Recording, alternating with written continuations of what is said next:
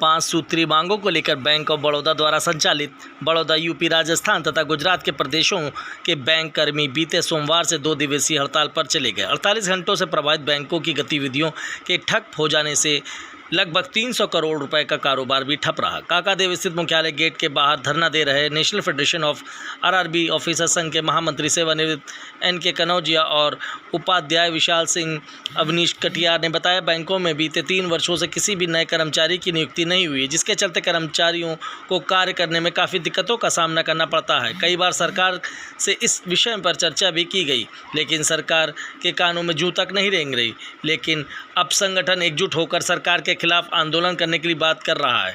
अगर सरकार ने उनकी मांगों को अतिशीघ्र विचार करके निर्णय नहीं लिया तो सभी कर्मचारी एकजुट होकर आगामी 16 जुलाई के बाद अनिश्चितकालीन हड़ताल करने के लिए बाध्य होंगे, जिसकी जिम्मेदारी पूर्ण रूप से सरकार की होगी। धरने में मुख्य रूप से संजय गुप्ता, विकास सिंह, योगेंद्र यादव, मनीष अवस्थी, आशीष शुक्ला, सौरभ श्रीवास्तव, अमित मिश्रा, अनूप साहू आदि लोग मुख्य रूप से उपस्थित रहे। देखिए खास रिपोर्ट कानपुर से। बड़ौदा यूपी बैंक का, पूर्वांचल बैंक का, काशी गोमती का, कानपुर के कुछ स्टाफ आ जाए, इसकी भी गारंटी नहीं है। जब संस्था ही नहीं रहेगी, जो पोस्टल कंसल्टेंट ग्रुप अगर एक सरकारी संस्था के लिए कमेटी उसने अपने अनुभव के आधार पर जो रिपोर्ट दी है, आप उसको फॉलो करिए। अगर आपको किसी प्राइवेट संस्था को कुछ पैसे देकर 6 करोड़ रुपया तकरीबन दिया, ये जिन भी हमें लोगों ने PCLC कमेटी मीटिंग में निकाला, लोग चर्चा कहते थे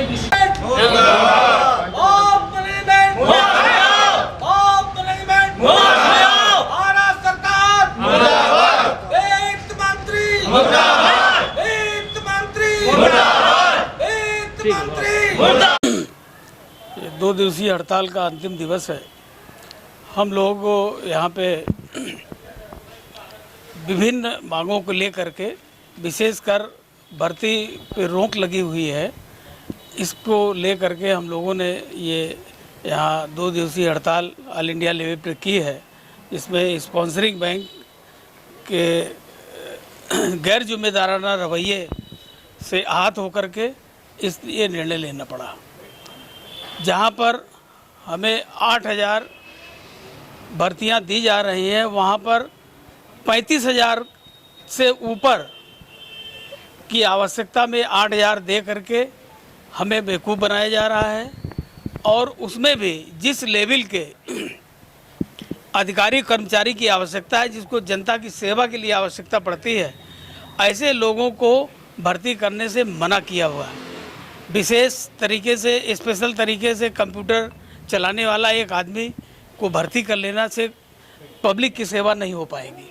पब्लिक को तो सेवा में ये हमारे पास ऐसे ग्राहक आते हैं जिनको अपना स्वयं का फार्म भरना नहीं आता है, उनके फार्म भी भरने पड़ते हैं, चाहे जमा का हो, चाहे निकासी का हो, या योजनाओं से संबंधित बताने का हो।